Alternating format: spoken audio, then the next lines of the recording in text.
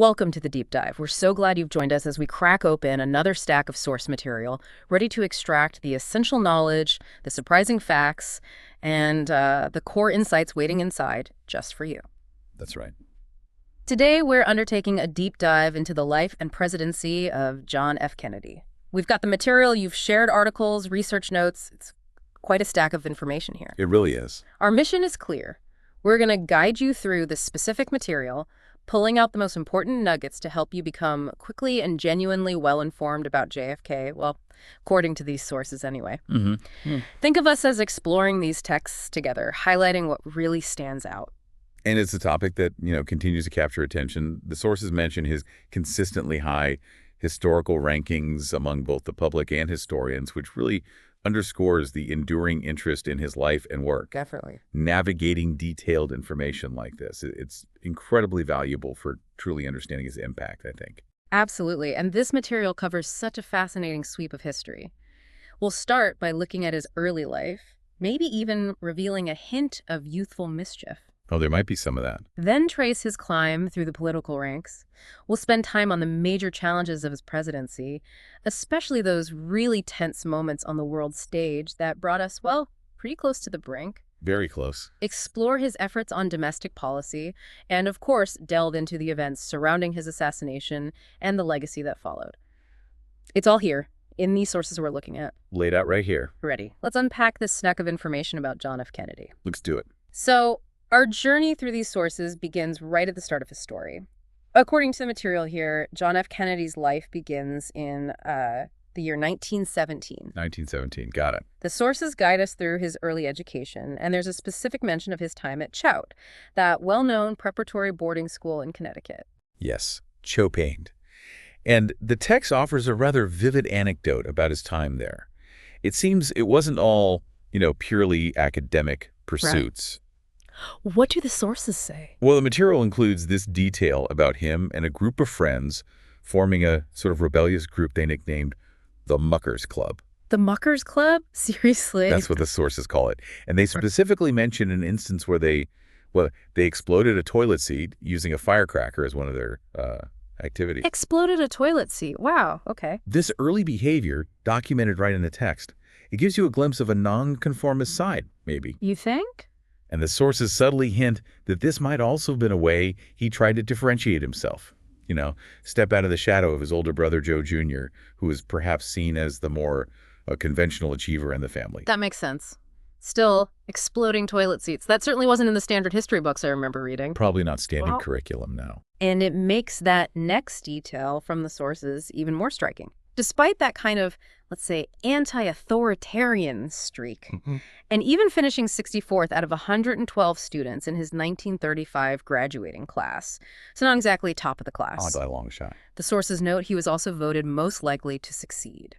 That contrast, the mucker, who was somehow destined for greatness, it's right there in the material. It really highlights the complexities, doesn't it? That mix of rebellion and perceived potential, all noted in these sources. Yeah. The material also touches briefly on his father, Joe Sr.'s, influence on his education choices. It points out that he pushed his sons towards non-Catholic schools like Choate. Right. Which the sources suggest was actually motivated by political considerations. Yeah. It seems his path was being shaped by external factors and, family ambition quite early on. Politics even in choosing schools. Interesting. So from those formative years, the sources transitioned to a really pivotal period in his life. His service in the U.S. Naval Reserve during World War II.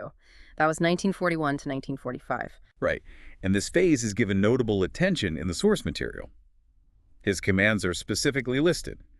He commanded PT-109 and later PT-59. Okay, PT-109 and PT-59. And what's particularly interesting is that in the section discussing his personal life and legacy later on, the sources actually circle back to his Navy service and PT-109. They do? Yeah, and they explicitly list several individuals connected to this period.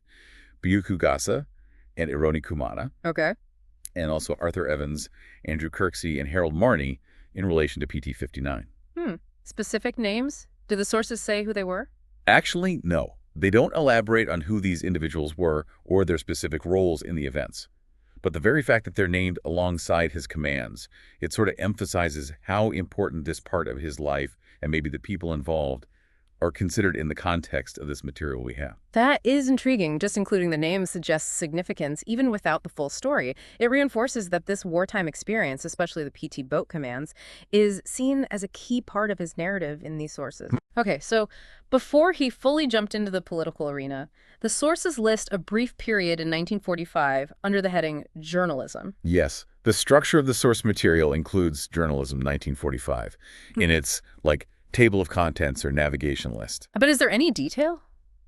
No, not really. The excerpts provided don't actually give us any details about what kind of journalism he did or for how long. Yeah. But its inclusion signals that, this phase is acknowledged as part of his journey, according to these texts.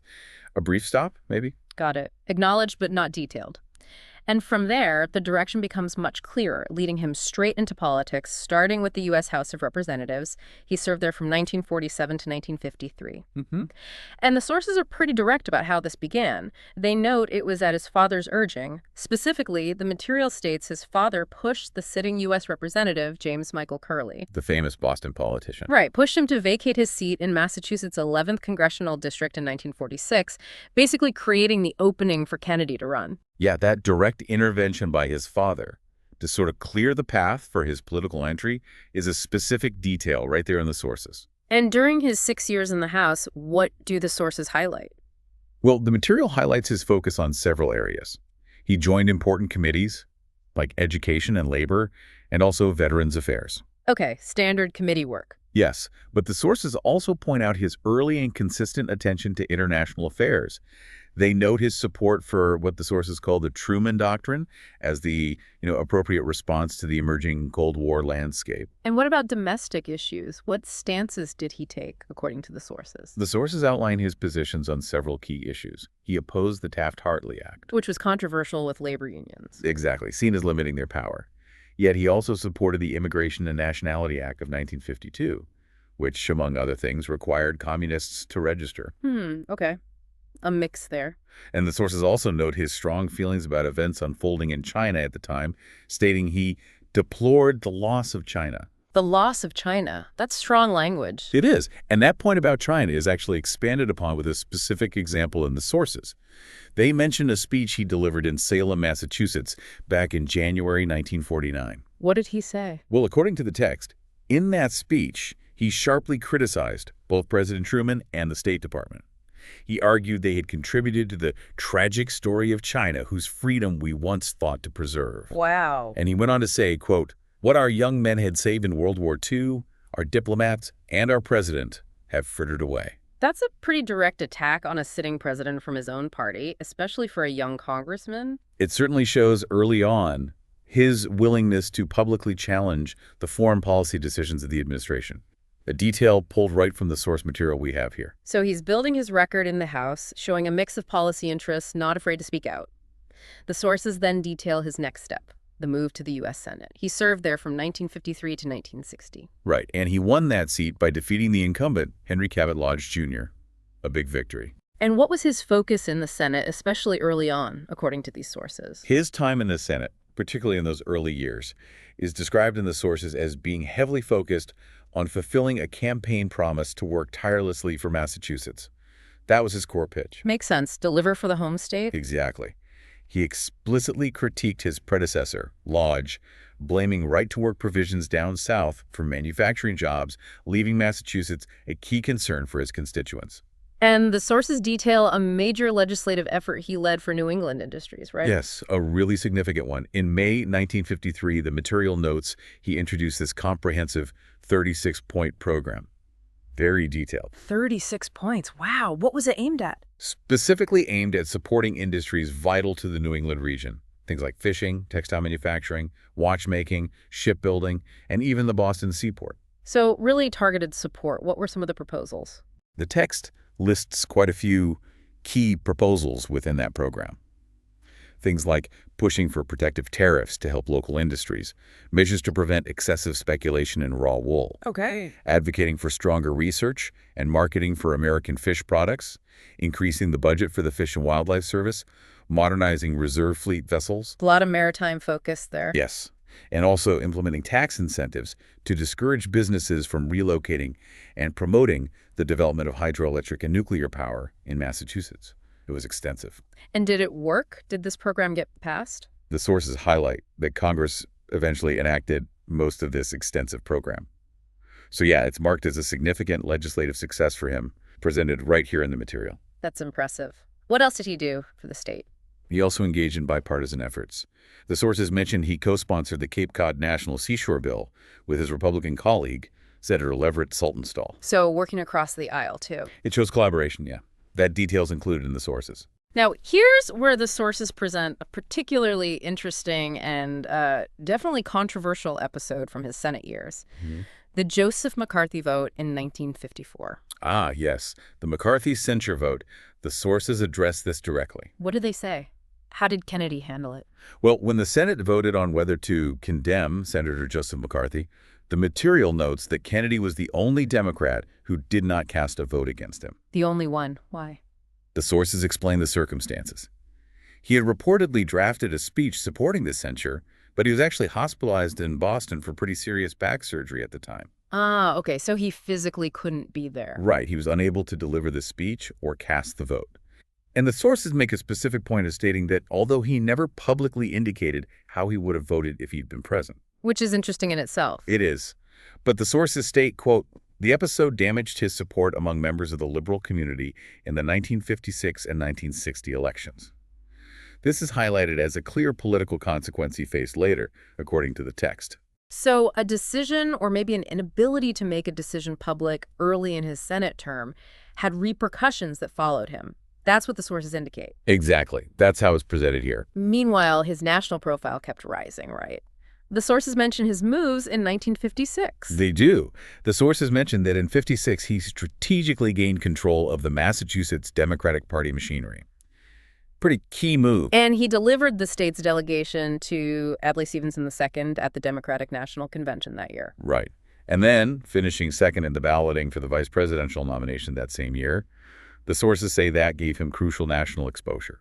Really put him on the map for a lot of people outside Massachusetts. That increased visibility seems essential for what came next. Absolutely essential for his future presidential ambitions, as the sources imply.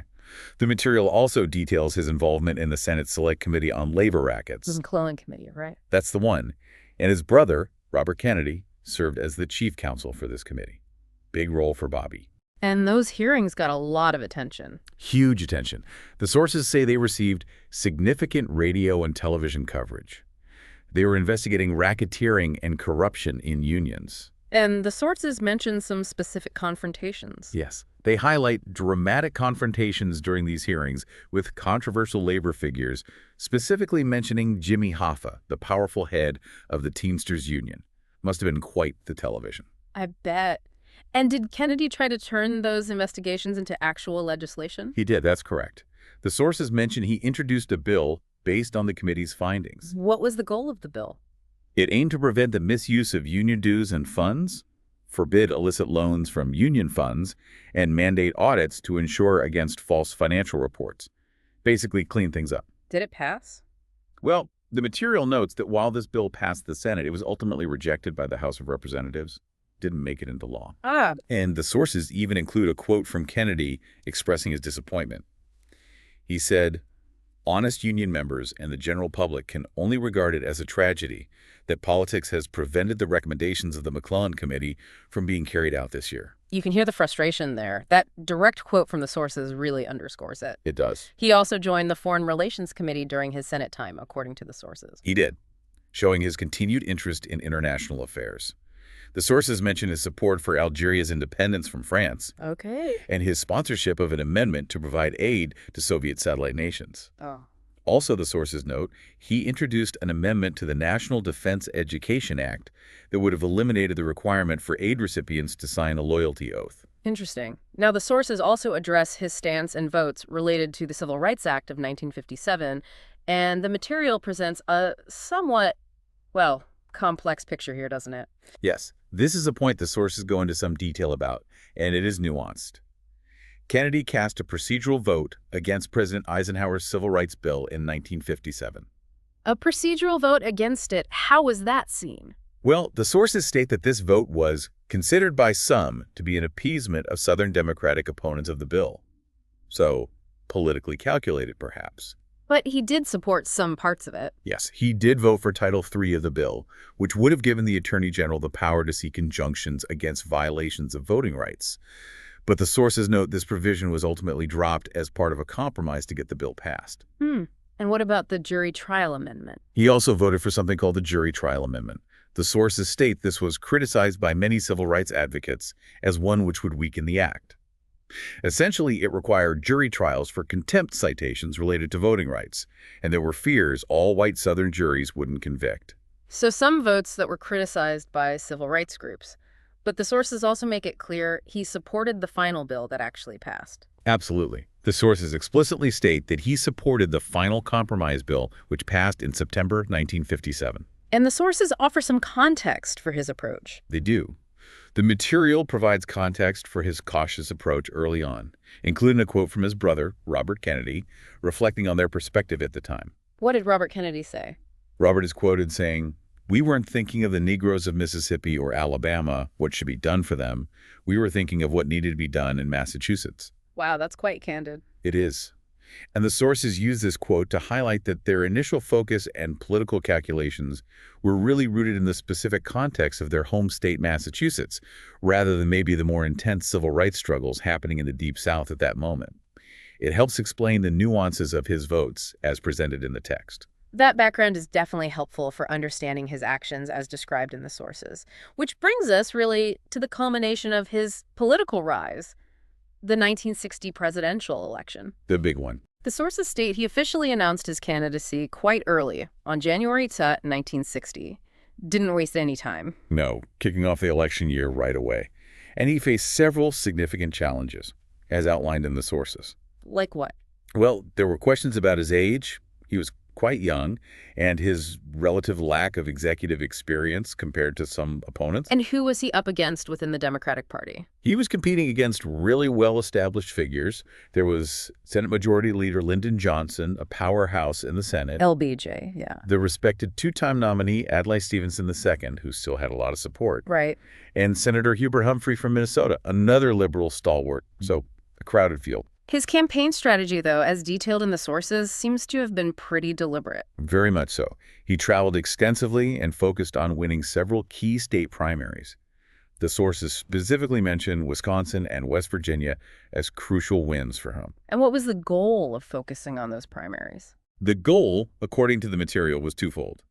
First, to demonstrate his electability to the party bosses who were maybe skeptical. And second, to prove convincingly that a Catholic candidate, which was a major issue at the time, could win widespread popular support, even in predominantly Protestant states like West Virginia. So tackling the religion issue head-on through the primaries. Exactly. That primary success built crucial momentum heading into the Democratic National Convention in Los Angeles. What was the situation at the convention, according to the sources? The sources state he arrived with the most delegates, but not quite enough to clinch the nomination on the very first ballot. Close, but not quite there. So there was still opposition. Oh, definitely. The material notes Stevenson still had considerable popularity, and LBJ was actively seeking the nomination, pulling strings with support from some party leaders. And even a former president wasn't keen. Right.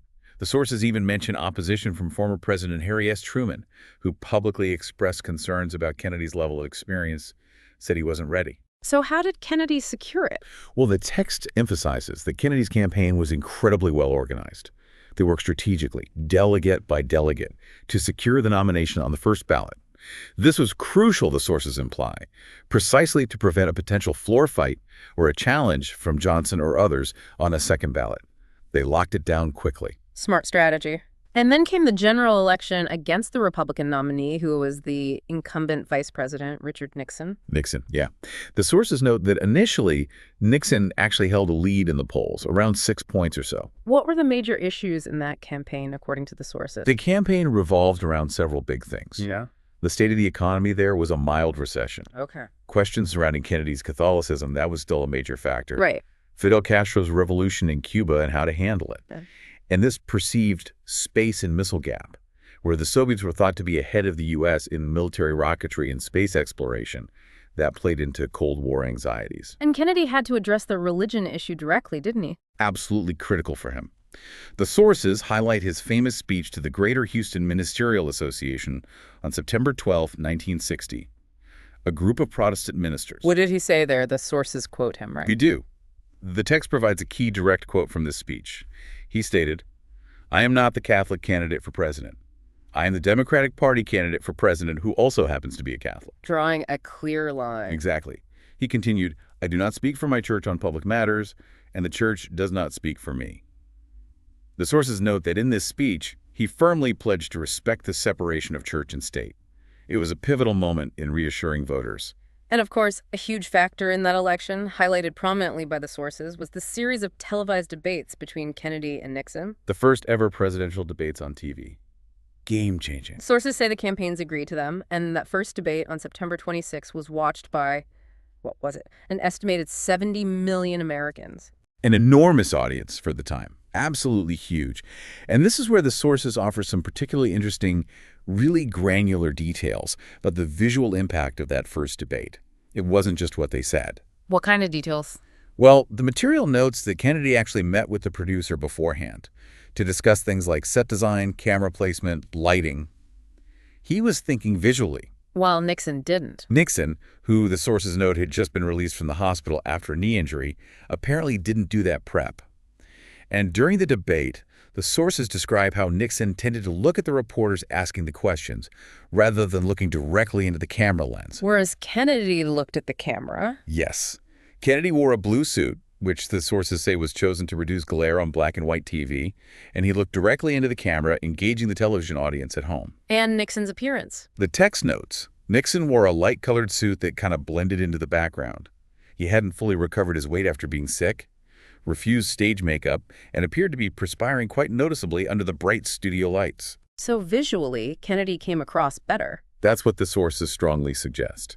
Kennedy is described as appearing relaxed, tanned, and inherently telegenic, while Nixon seemed less poised, maybe uncomfortable. A stark visual contrast. Now, the popular narrative that came out of those debates, the one everyone repeats, is that people who watched on TV thought Kennedy won, while those who listened on the radio thought Nixon won. Right, that's the famous story. The sources acknowledge this widespread claim, but they add a really important qualification. What's the qualification? They state that only one poll actually split TV and radio voters in this specific manner, and that particular poll's methodology was considered pretty poor. Unreliable. Ah, okay. So maybe not as clear-cut as a legend suggests. Probably not. The sources cite pollster Elma Roper's conclusion, which was broader.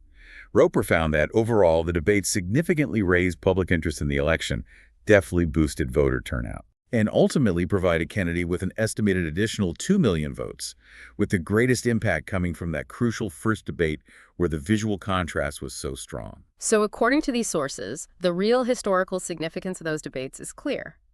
They marked a pivotal moment.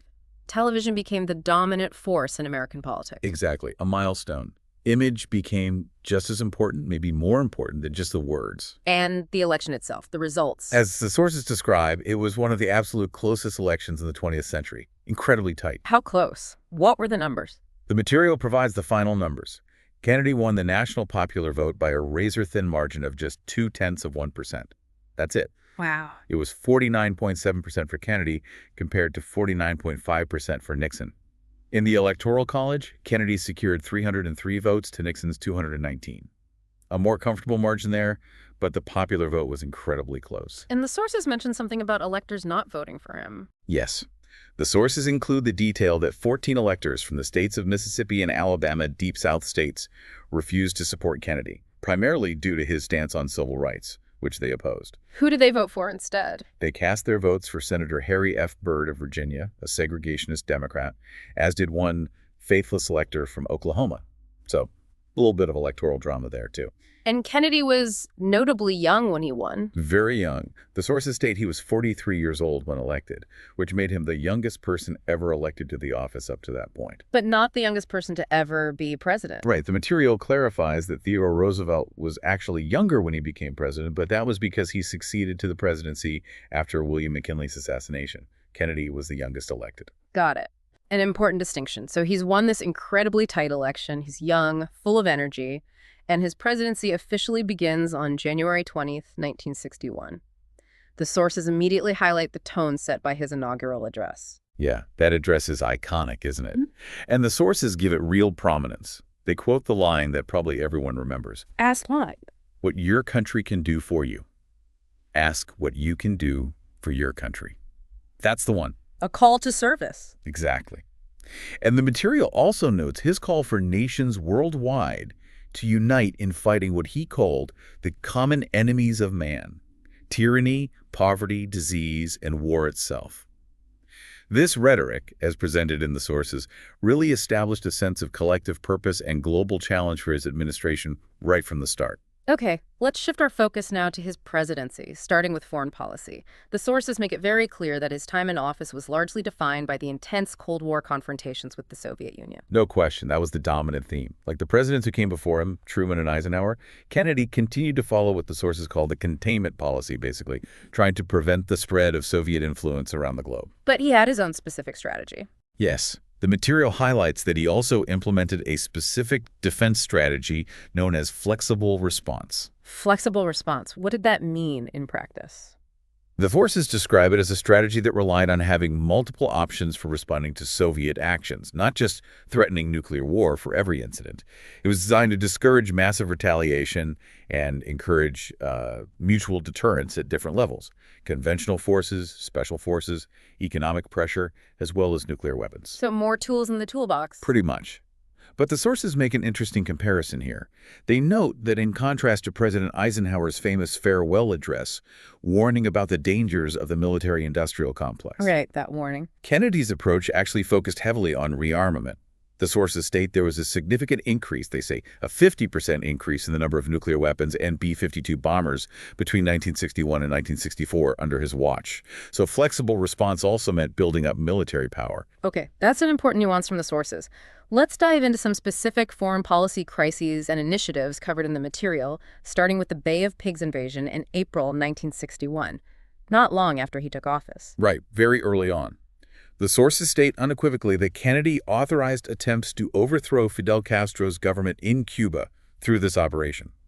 It involved landing Cuban exiles trained by the CIA. And how did it go? Well, the sources plainly describe it as a failed invasion. A disaster, really. The exiles were quickly defeated by Castro's forces. And the sources mention another related effort. Yes, the material also mentions Operation Mongoose as a related covert effort, also authorized in 1961. The goal was still destabilizing or overthrowing Castro. The provided excerpts don't offer much detail about its execution, just that it was authorized. The citations included in the source material indicate these events are well documented within the underlying texts. So a major failure early on with Cuba, and that failed invasion was followed about 18 months later by the incredibly tense Cuban Missile Crisis in October 1962. Yeah, this was the big one. The sources describe this period, those 13 days, as one that nearly resulted in nuclear war. Probably the closest the world has ever come. What triggered it? It was triggered by the discovery via U.S. U-2 spy planes that the Soviet Union was installing medium-range and intermediate-range ballistic missile bases in Cuba, missiles capable of hitting major U.S. cities. That must have been terrifying news. How did the U.S. respond, according to the sources? The sources detail the steps taken during this incredibly high-stakes confrontation. They mention the U.S. Navy's implementation of a naval blockade, though they called it a quarantine for legal reasons, around Cuba. To stop more missiles coming in. Exactly. And inspection of Soviet ships heading to Cuba. This began on October 24th. The sources note that Soviet ships approaching the quarantine line subsequently stopped or reversed course. Tense moments on the high seas. Was there international support for the U.S. stance? Yes. The sources highlight unanimous support from the Organization of American States, OAS, for the U.S. demand that the Soviets remove the missiles. That diplomatic support was important. And there were direct communications between Kennedy and Khrushchev. Yes, the sources mention exchanges of letters between Kennedy and the Soviet premier, Nikita Khrushchev. But they state these initial exchanges were to no avail. They weren't resolving the crisis initially. Did the UN try to intervene?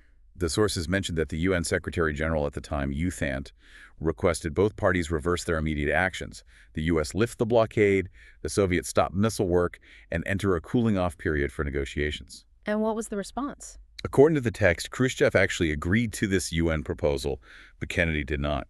Kennedy felt the pressure needed to stay on to get the missiles removed. And the sources highlight a specific moment of restraint from Kennedy during the crisis.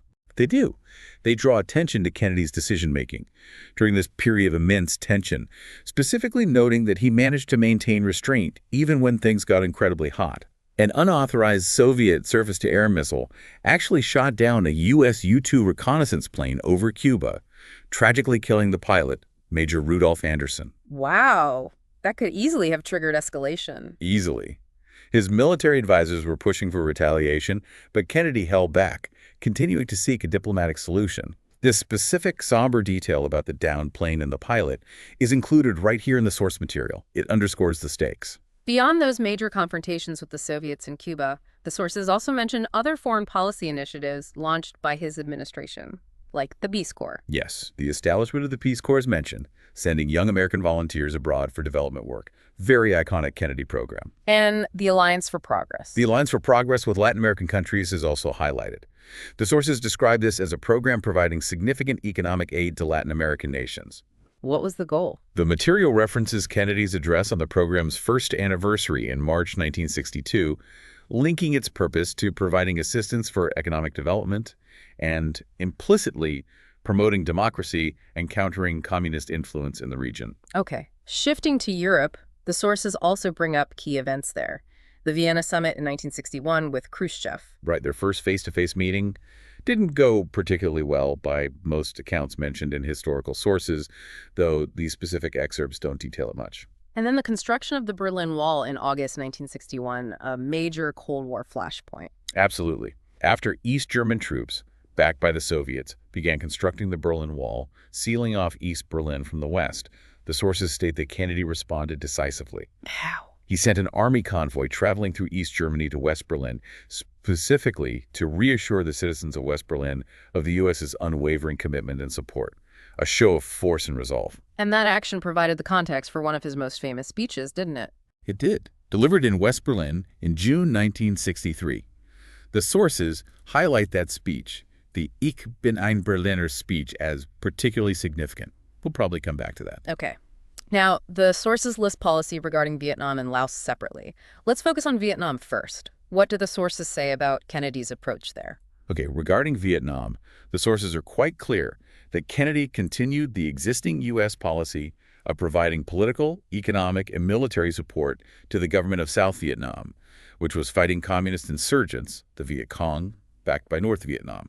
This followed the country's division back in 1954. So continuing Eisenhower's policy. Continuing it, yes, but the material notes a significant escalation of American involvement under his administration, starting pretty much right away in 1961. Escalation in what way? This escalation included greatly increased financing for the South Vietnamese army, substantially increasing the number of U.S. military advisors on the ground, the sources emphasized, beyond the levels present during the Eisenhower administration. So more personnel. Yes, more personnel, and also authorizing the deployment of U.S. helicopter units to aid the South Vietnamese forces. The sources state this stepped-up involvement was formally authorized through a National Security Action Memorandum, NSM 52, on January 18, 1962. And this NSM was specifically labeled Subversive Insurgency, War of Liberation, clear Cold War framing. And the sources mention Agent Orange. They do. The material also mentions Operation Ranch Hand, describing it as a large-scale aerial defoliation effort. This utilized Agent Orange and other herbicides initially sprayed on roadsides and around military bases to clear vegetation and deny cover to Viet Cong guerrillas as part of the U.S. effort. That's described right here in the source text. So the sources indicate a clear increase in U.S. military involvement, including direct support roles in controversial tactics like defoliation under Kennedy. But they also point to an evolving perspective within his administration regarding South Vietnam's president at the time, Ngo Dinh Diem. Yes, that's a crucial point the sources make. They note that Kennedy and his administration increasingly soured on Diem. Why was that?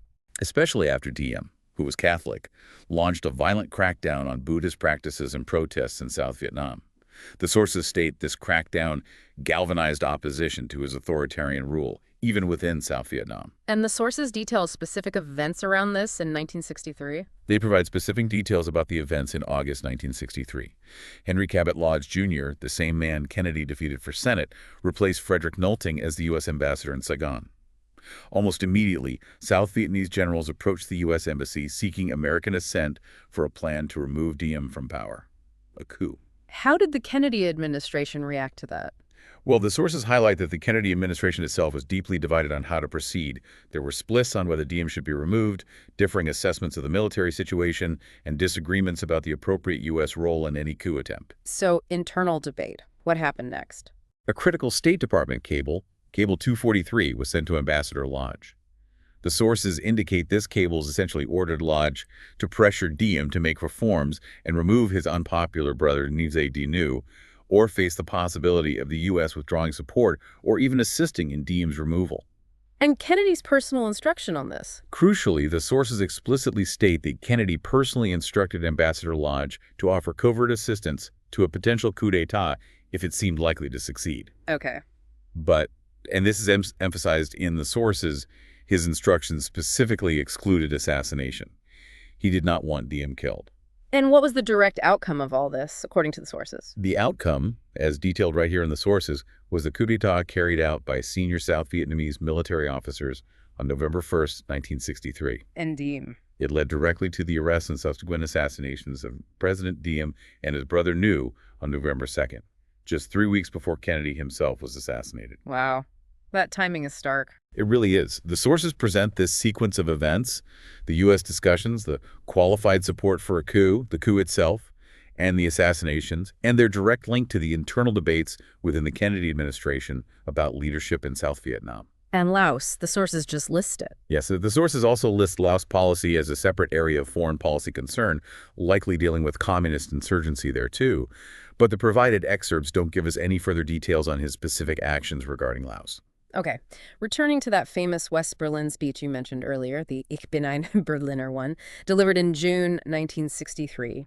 The sources definitely position that as a moment of significant Cold War rhetoric. Yes, it's clearly noted in the sources as a key moment, a powerful statement of solidarity.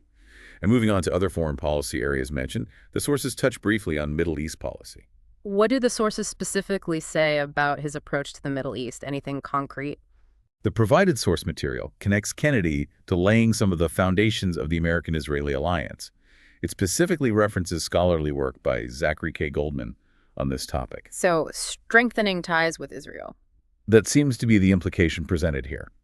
It also mentions other sources, like Douglas Little's work on American Orientalism and related references to Gibson's work in the context of the Middle East. But the excerpts themselves don't provide extensive detail on specific policies or interactions in the region beyond linking his presidency to important developments in U.S. relations there. Okay. Now, here's a particularly personal and perhaps surprising detail pulled from the sources.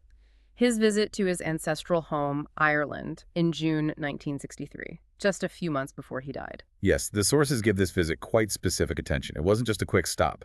They describe it as a 4-day state visit that began on June 26th. What did he do there? During his time there, he formally accepted a grant of armorial bearings, essentially, the Kennedy family coat of arms, presented by the Chief Herald of Ireland. He received honorary degrees from both the National University of Ireland and Trinity College, Dublin. Big academic honors. And public events. Yes. The sources mention he attended a state dinner hosted by President Eamon de Valera, and he was conferred with the freedom of several towns and cities across Ireland: Wexford, Cork, Dublin, Galway, and Limerick. Huge crowds turned out. And the sources mention he visited the actual family homestead. They do. He visited the modest cottage in Dunganstown near New Ross in County Wexford, where his great-grandfather Patrick Kennedy had lived before emigrating to Boston during the Great Famine. A very symbolic moment. And the sources highlight a historical first during that trip. They do. The sources state that John F. Kennedy was the first foreign head of state ever to address a joint session of the Houses of the Oireachtas, which is the Irish Parliament. A significant honor. And there's a personal note about the trip. Yes. Adding a poignant personal touch from the text, the sources include an anecdote where Kennedy later told his aides that this visit to Ireland was, in his own words, the best 4 days of my life. The best 4 days of his life. Wow, that's a powerful detail about the personal significance of that trip to him, according to the source material. Really humanizes the figure. It really does. Shows that connection was deeply felt. Before we leave foreign policy, the sources also mention another significant speech delivered that same month, June 1963, the American University speech in Washington, D.C. Ah, yes, a strategy of peace. This speech is described in the sources as having been delivered at what the text calls the high point of his rhetorical powers, high praise. What was the main message? The sources explain that in this address, Kennedy outlined a plan aimed at curbing the nuclear arms race. He presented what the material describes as a hopeful yet realistic route for world peace, moving beyond just Cold War confrontation. And he made a specific announcement. Yes, notably, the sources state he used this speech to announce two key things. First, that the Soviet Union had expressed a desire to negotiate a nuclear test ban treaty. And second, that, as a gesture of goodwill, the United States had already postponed its own planned atmospheric nuclear tests. So a real push for arms control, and the sources connect this speech directly to a major arms control achievement, right? They do. The material notes that following this push for peace initiated in the speech and the negotiations that ensued over the summer, Kennedy signed the first significant nuclear weapons treaty, the Limited Nuclear Test Ban Treaty, later in 1963.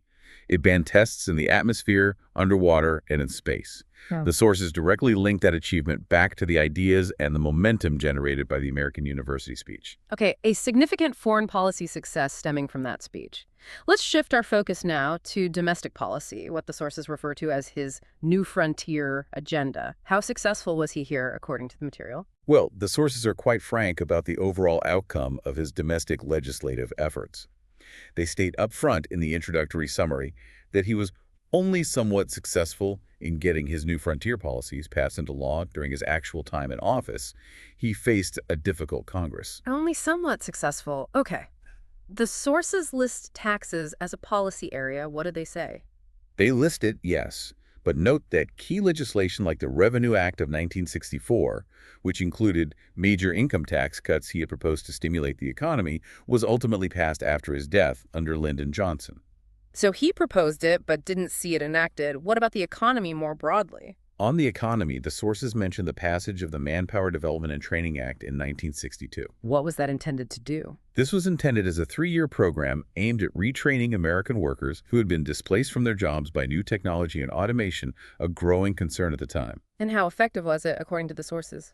Well, the sources also include an assessment of its effectiveness, stating that the act ultimately had minimal impact on addressing the larger issue of structural unemployment.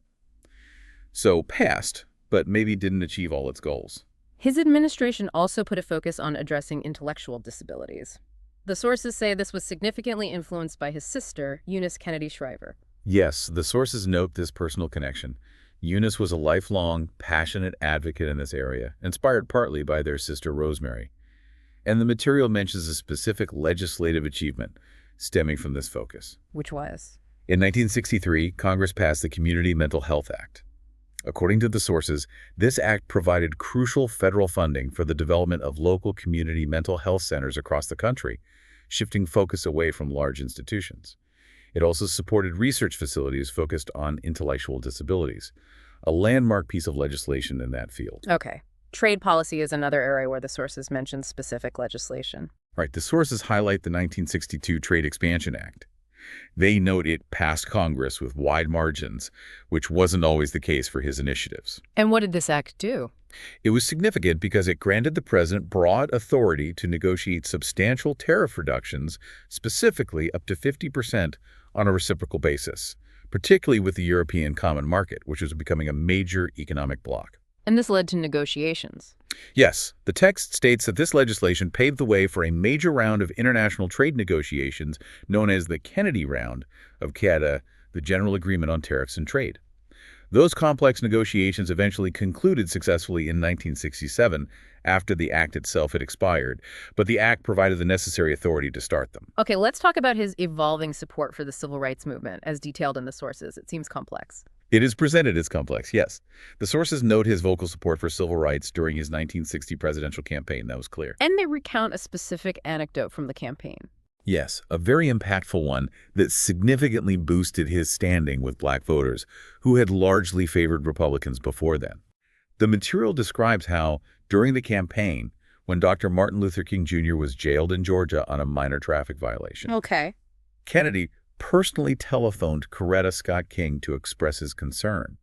Following that, his brother, Robert Kennedy, who was his campaign manager, called the Georgia governor to help secure Dr. King's release. And that made a difference. A huge difference, according to the sources. This intervention drew significant appreciation and, crucially, votes from the Black community, which proved vital in that very close election. However, once in office, the sources also explain a political calculation that influenced his approach to civil rights legislation, at least initially. That's a key point made very clearly in the sources. They state that, recognizing the power of conservative Southern Democrats who chaired many key committees in Congress. The Southern. Exactly. Recognizing their power to block legislation, Kennedy chose not to introduce comprehensive civil rights legislation immediately upon taking office in 1961. What was the strategic thinking, according to the sources? The material presents his thinking, as described in the text. He believed he needed the support, or at least the acquiescence, of those Southern Democrats to pass his crucial economic and foreign policy agendas, like trade expansion and tax cuts. And also, he was looking ahead to his anticipated re-election campaign in 1964 and didn't want to alienate the South completely. So, a political calculation delaying major legislation. But while legislation wasn't introduced right away, the sources show he still took action on civil rights through other means, executive actions. Yes, absolutely. Despite the legislative caution, the sources highlight significant actions taken by his administration using executive power. The material notes that he appointed a substantial number of Black individuals to federal office, more than previous presidents. Including Thurgood Marshall. Yes, including the prominent civil rights attorney Thurgood Marshall, whom he appointed to the prestigious U.S. Court of Appeals for the Second Circuit in May 1961, a very significant appointment.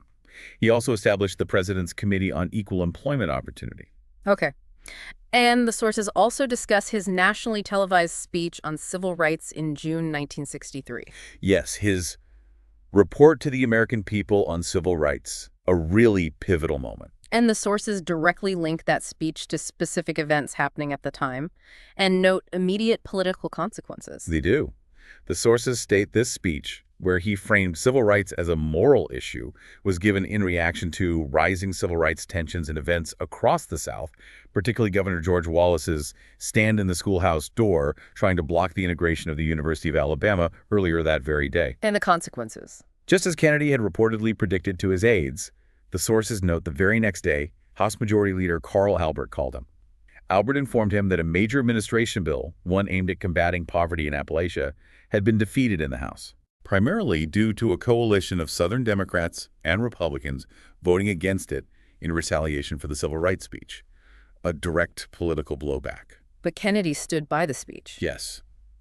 The sources include Kennedy's notable quote to his aide, Arthur Schlesinger Jr., about giving the speech despite knowing the likely political cost. But of course, I had to give that speech, and I'm glad that I did. And the sources add a tragic note about the timing. They include the somber detail that Medgar Evers, the NAACP Field Secretary of Mississippi, was murdered in his driveway just hours after Kennedy delivered that national address on civil rights. Really underscores the intensity and danger of the struggle. The sources also include an assessment of his evolving approach from a prominent newspaper around that time. Yes. The sources quote from a New York Times editorial published on June 16, 1963, just days after the speech and Evers' murder.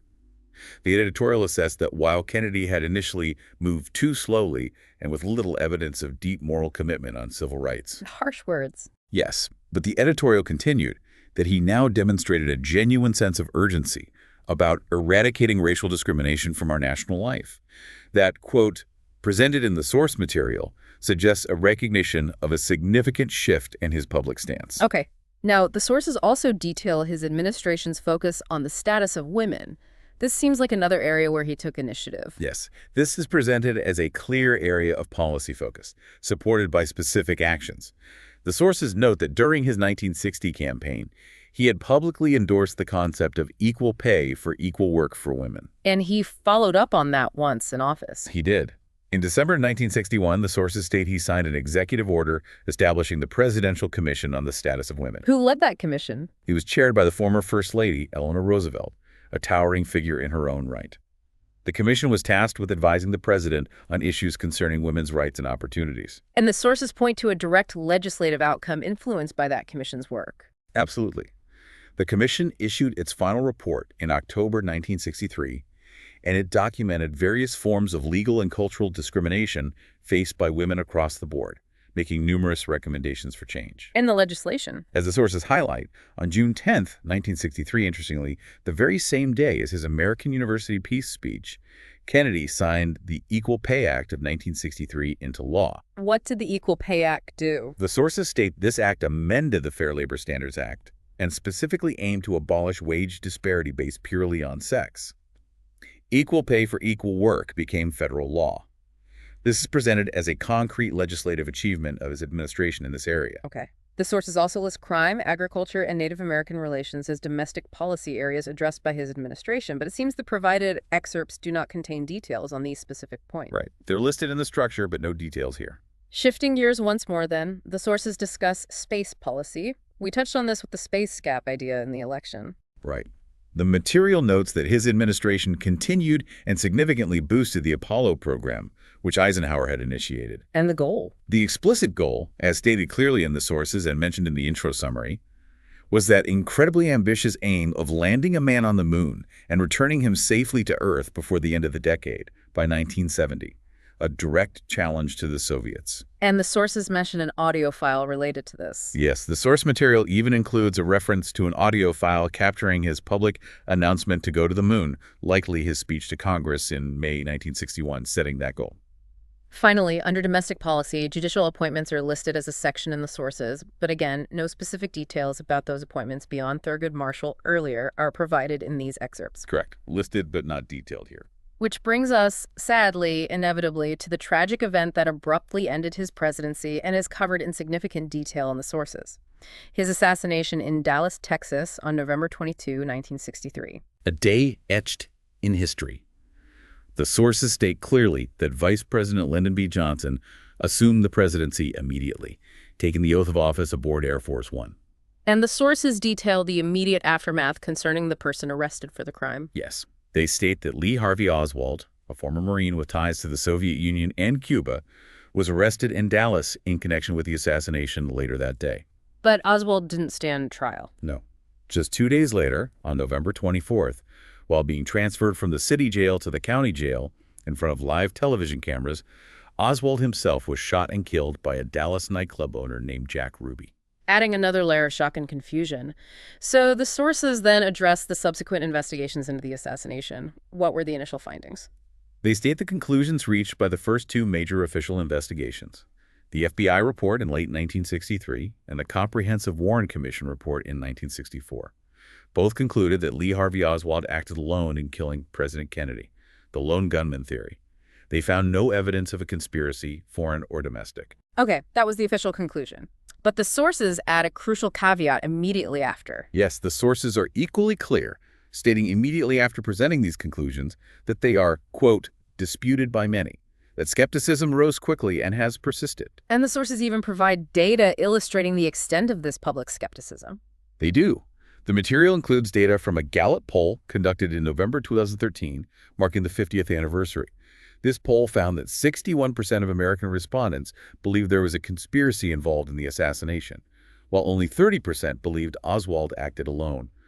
That's a significant majority doubting the official findings, even decades later, according to the sources. So widespread doubt. Did later official investigations address this? Yes, the sources present the findings of a later congressional investigation, the U.S. House Select Committee on Assassinations, HSCA, which conducted its work in the late 1970s. And what did the HSCA conclude? The HSCA concluded in 1979, based largely on controversial acoustic evidence from a police dictabelt recording made during the assassination. Acoustic evidence? Like sounds of gunshots? Exactly. Based on analysis of those sounds, the HSCA concluded that Kennedy was probably assassinated as a result of a conspiracy. They believed there was likely a second gunman firing from the grassy knoll, in addition to Oswald firing from the Texas schoolbook depository. Probably assassinated as a result of a conspiracy. That's a major finding. It was huge. However, the sources also note that 1/3 of that committee dissented from this conspiracy conclusion. And the committee admitted it was unable to identify any other gunman or determine the full extent or nature of any potential conspiracy. So, conspiracy likely, but details unknown. And were the HSCA's findings, especially the acoustic evidence, universally accepted? No, not at all. The sources present the counter-conclusions that followed. Later investigative reports by the FBI and a specially convened committee of the National Academy of Sciences re-examined the HSCA's acoustic evidence. And what did they find? These later reports, according to the sources, determined that the acoustic data the HSCA relied upon was flawed and unreliable. Their conclusion, stated in the sources, was that the reliable acoustic data do not support a conclusion that there was a second gunman, back to refuting the conspiracy based on acoustics. So a finding of conspiracy, then a refutation of the evidence behind that finding. What was the final government stance? The sources also include a quote from the Justice Department, which reviewed all the findings. The Justice Department ultimately concluded, as stated here, that no persuasive evidence can be identified to support the theory of a conspiracy. So, the official government position reverted, more or less, back to the original Warren Commission conclusion of Oswald acting alone, despite the HSCA's interim finding. Wow. So the sources present these differing and conflicting conclusions from multiple official investigations impartially, just reporting what each concluded based on their methods, leaving the listener you to weigh the conflicting evidence presented. Exactly. It highlights the enduring controversy and the difficulty in establishing definitive historical truth in this case, at least according to the material we have here. The sources also provide details about the solemn state funeral proceedings that followed the assassination. Yes. They describe how President Kennedy's body was brought back to Washington, D.C. aboard Air Force One. It lay in repose in the White House East Room for 24 hours, allowing family, close staff, and world dignitaries arriving for the funeral to pay their respects privately. And then the public viewing. Then the flag-draped coffin was carried on a horse-drawn caisson in a formal procession, following the route used for Lincoln down Pennsylvania Avenue to the U.S. Capitol building, where it would lie in state in the rotunda. And the public response. The sources give striking figures indicating the depth of public grief. Hundreds of thousands of people lined the streets in silence to view the caisson procession. And then, 250,000 citizens, 250,000 people passed through the Capitol Rotunda during the 18 hours his body lay in state, enduring long lines in cold November weather, just to file past the casket and pay their respects. An incredible outpouring. A nation in mourning. Now, the sources highlight a significant, perhaps ironic, impact of his death on his own legislative agenda. Yes, this is a notable point the sources make about his legacy, something we touched on with taxes earlier. They state that in the period immediately following his death, under President Johnson's leadership and urging, LBJ, the master legislator. Indeed. Congress enacted many of the key proposals that Kennedy himself had initiated, but had struggled to get passed during his lifetime due to congressional opposition. Which proposals specifically? The sources specifically mentioned the landmark Civil Rights Act of 1964, which Kennedy had proposed in June '63 but faced huge hurdles, and the Revenue Act of 1964, the major tax cut bill. These were central pillars of his new frontier that were stalled. And the sources suggest his death helped get them passed. That's the conclusion presented here. The sources state that his assassination provided these proposals with a powerful moral component. His martyrdom, essentially, helped galvanize public support and congressional will to pass them in his memory. LBJ explicitly invoked Kennedy's memory to push them through. Okay, moving into the final sections covered in the sources. Personal life, family, and reputation. The material lists sections on his wife, Jacqueline Kennedy, and their children, Caroline and John Jr. It also addresses his popular image. Yes, and the sources definitely emphasize his enduring popularity, which we noted earlier. They highlight his consistently high rankings in polls among both historians and the general public, often placing him near the top. Most popular modern president. He's even referred to as the most popular modern president in Gallup polls conducted retrospectively. The sources cite very high approval ratings, 85% in a 2010 poll, and even 90% in a 2023 poll, looking back on his presidency. That's remarkable. But the sources include some nuance, too. They do. They also include a more critical view, citing a 2014 Washington Post survey where scholars ranked him 14th among presidents, but also labeled him the most overrated. Another survey mentioned a 2017 C-SPAN poll placed him in the top 10 overall. So the sources present a picture of generally very high, yet sometimes debated, public and historical regard. And they reiterate the mixed assessment of his policies. Yes, the sources repeat here that assessments of his specific policies, particularly their effectiveness, remain mixed among historians, even while his overall image remains highly positive for many. The sources also list health as a section, noting public revelations came later on. Right. The sources mention that it was only in the 1970s, well after his death, that public revelations brought details of his quite significant chronic health ailments to light. Things like Addison's disease and severe chronic back pain. Which weren't widely known during his presidency. No, his image then was one of youth and vigor. The provided excerpts don't go into specifics about what all the ailments were, just that this information about his health challenges became public knowledge later. And the sources also include a section titled Affairs and Friendships. What do they say here? Well, the sources state that Kennedy inspired deep affection and loyalty among his team and supporters, the people who worked closely with him. But it also touches on his extramarital affairs. Yes, in that context of loyalty, the material includes a specific detail, quoting the historian Richard Reeves. Reeves wrote that this loyalty included the logistics of Kennedy's liaisons, which required secrecy and devotion rare in energetic service. A rather striking quote included in the sources. Implying staff helped cover things up. That's the clear implication presented in the quote. The sources also state that Kennedy himself believed that his generally friendly relationship with the press corps would help protect him from public revelations about his private sex life during his presidency.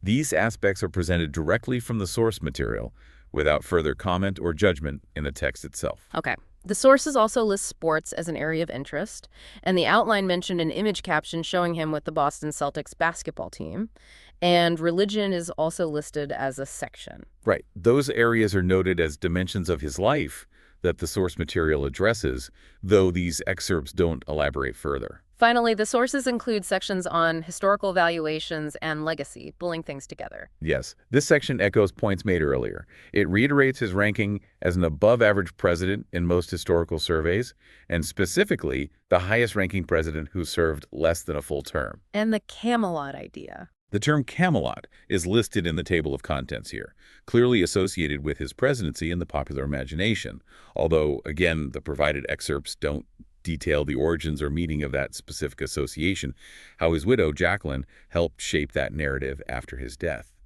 As mentioned previously, the mixed assessments of his actual policy achievements by historians are noted again here as part of his complex legacy. And the sources point to his lasting impact through memorials and eponyms, things named after him. Yes, the sources list this section, indicating that the sheer number of public places, institutions, awards, and even the currency named after him is a significant part of how his legacy is remembered and honored. The sources mention examples like the Kennedy Space Center in Florida, the Kennedy Center for the Performing Arts in Washington, D.C., the JFK Presidential Library in Boston, the USS John F. Kennedy aircraft carriers. The list goes on. This shows a very tangible continuation of his name and significance as presented in the text. He was also an author, right? The sources list his published works. They do. The material specifically lists 3 books attributed to him. Why England Slept, which is actually his Harvard thesis, published in 1940. Okay. Profiles in Courage, his most famous book, published in 1956 while he was a senator. The sources note this book won the Pulitzer Prize for biography or autobiography in 1957. Pulitzer Prize winner. And the third? A Nation of Immigrants, a short book advocating immigration reform, published posthumously based on earlier writings, though the source lists it as 1958. And speeches. Yes, the sources also include a list of select speeches, and intriguingly, as we noted, even provide references to specific audio files existing within the source material for some of these, including the American University speech we discussed, a message to Turkey, his announcement to go to the moon, and something cryptically called a secret society speech. Interesting list. Wow. Okay. We have really covered an incredible amount of ground, pulling all these details directly from the stack of sources you shared with us. We've traced his path right from those mischievous early school days. The Muckers Club, yes. Yeah. Through his decorated Navy service in World War II, his calculated rise in the House and Senate, that nail-biting 1960 election, and then into the complex, often incredibly tense years of his presidency. We navigated the high stakes of the Cold War, looking at the sources' accounts of the Bay of Pigs failure, the terrifying Cuban Missile Crisis that brought the world, as the sources say, to the brink of nuclear war. Truly frightening. We explored his domestic policy efforts under the New Frontier banner, the source's assessment of his somewhat successful record, his initiatives on unemployment, mental health, trade, his crucial evolving role in the civil rights movement, and that legislative success on equal pay for women, all drawn from these texts. Right. We also had to cover the tragic events of his assassination in Dallas, the conflicting findings of the official investigations as presented in the sources, and that notable impact his death had on getting some of his key legislative proposals, like civil rights, finally enacted. A complex legacy point right there. And we even touched on elements of his personal life presented in the texts, his health issues revealed later, the affairs and loyalty mentioned, and his powerful, enduring, popular image and high rankings, again, drawing only from the material provided. It's quite a journey through a pivotal figure and a really transformative era in American history, all viewed through the specific lens of these particular source materials you gave us. The texts certainly reveal a person of immense ambition and complexity, navigating significant political hurdles and unprecedented global challenges. Yeah. And it's particularly striking to see the specific details they choose to highlight, isn't it? From that Muckers Club prank, maybe illustrating his early character, Right. to the detailed legislative points like the 36-point plan for New England or the careful presentation of the nuances around his civil rights votes, and then those very candid acknowledgments of the divisions and conflicting findings surrounding the assassination.